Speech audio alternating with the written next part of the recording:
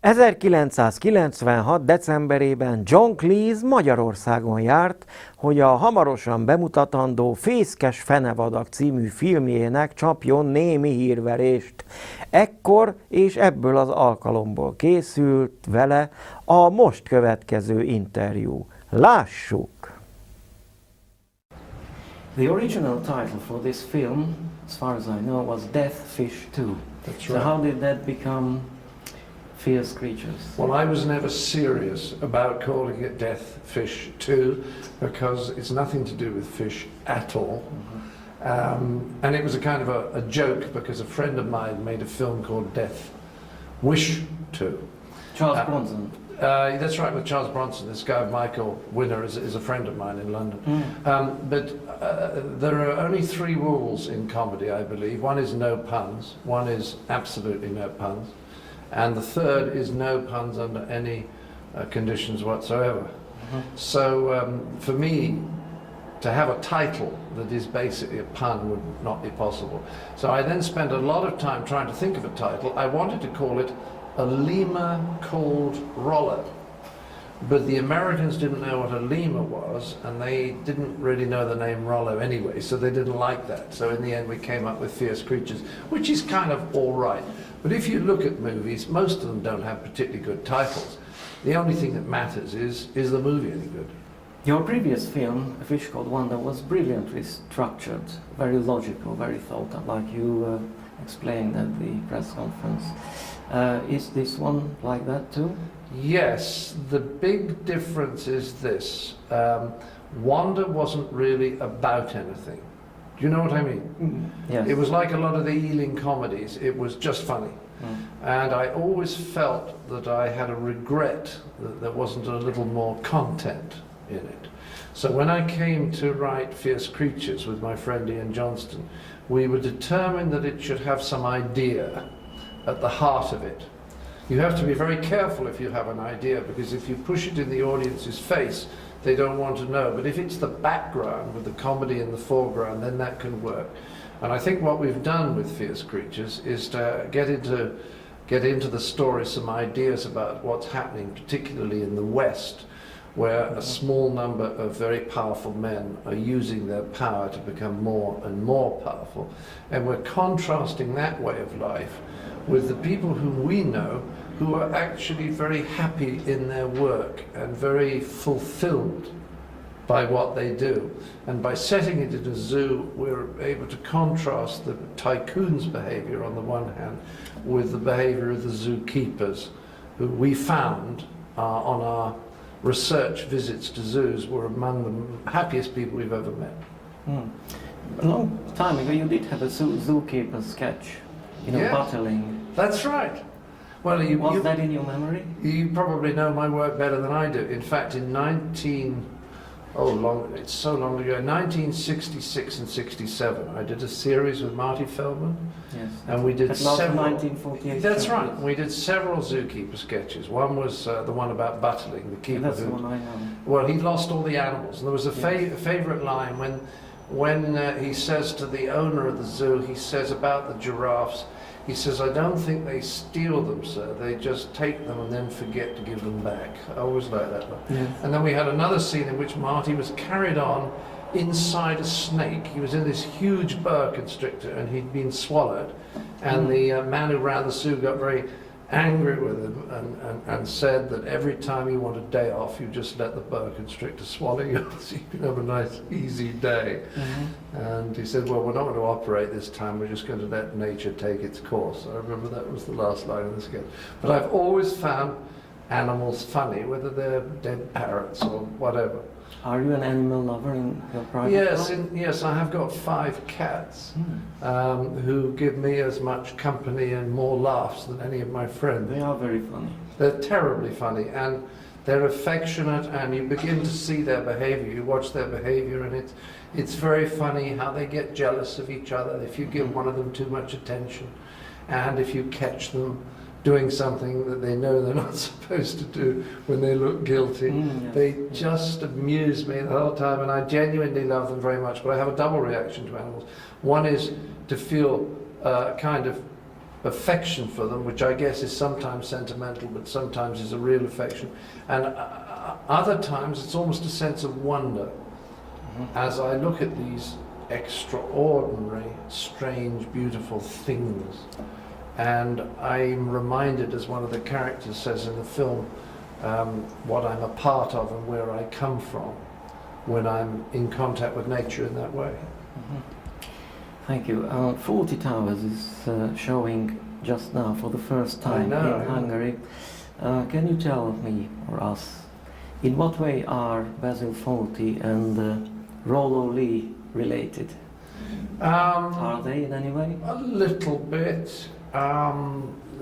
You see, one of the problems with Wanda was that the character I played was, as the Americans say, a bit of a wimp.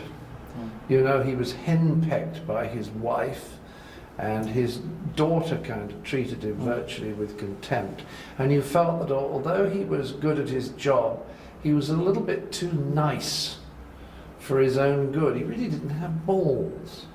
Whereas this character is much more assertive and much more masculine. And some people enjoy when I'm acting and when I'm throwing my weight around or being bossy or getting cross with people.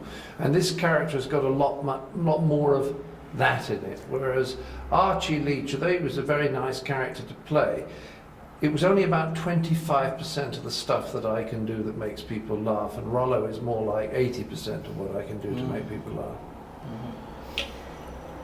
In episode 25 of Monty Python's Flying Circus, there is the dirty Hungarian sketchbook. Phrasebook. And there is a sentence. My hovercraft is full of eels. Yes, but there is a sentence which you claim is Hungarian, and I asked Terry Jones in 1992, and he said it was your idea, and you claimed that you spoke Hungarian, and this was genuine Hungarian, and the sentence goes, Jandel Vajasnak Rodenvi Stravenka. And I have to inform you in the name of my people that this means absolutely nothing, and it's absolute gibberish. Absolute gibberish, that's right. No, I don't think I ever pretended to know any words in Hungarian except for the 11 that I learned in 1953, which were Grosic, Lozanski, Lantos, Laurent, Bocik, Zacharias, Budaj, Kocsis, Hideguti, Puskás, and Szibor. Those are the only 11 words that I speak in Hungarian. Thank you.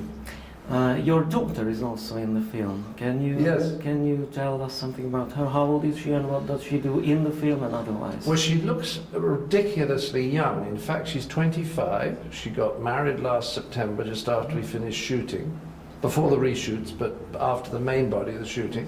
And she's now going to be producing a baby at the beginning of April. And she's married to a Hollywood screenwriter called Ed Solomon, who co-wrote Bill and Ted's Excellent Adventure. And she's a brilliant actress. And the only reason that I use her is that she is genuinely so good. She played my daughter in Wanda when she was only 16. And she's delightful. She's a natural comedian, but unlike me, she can also act dramatically. Interesting. Sometimes we see you with a moustache, and sometimes we see you without a moustache. How do you decide when to wear one and when not to? My wife decides what I'm going to look like. And is there any logic in her decision?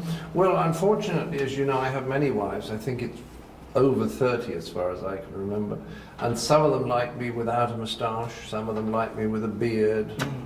My present one, whose name is, begins with an A. Alice. Alice likes me with a moustache. So next year, who knows? Who knows? Thank you. Your next film, I mean not your next film, the film you're going to play in. Yes.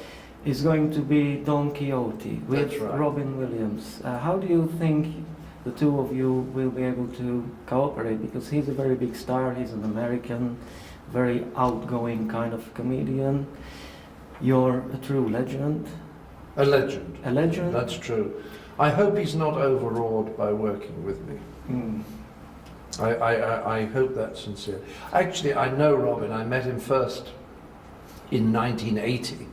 And I bump into him every now and again. He lives near where I have an apartment in New York, and we keep bumping into each other in a local drugstore where we get our videos.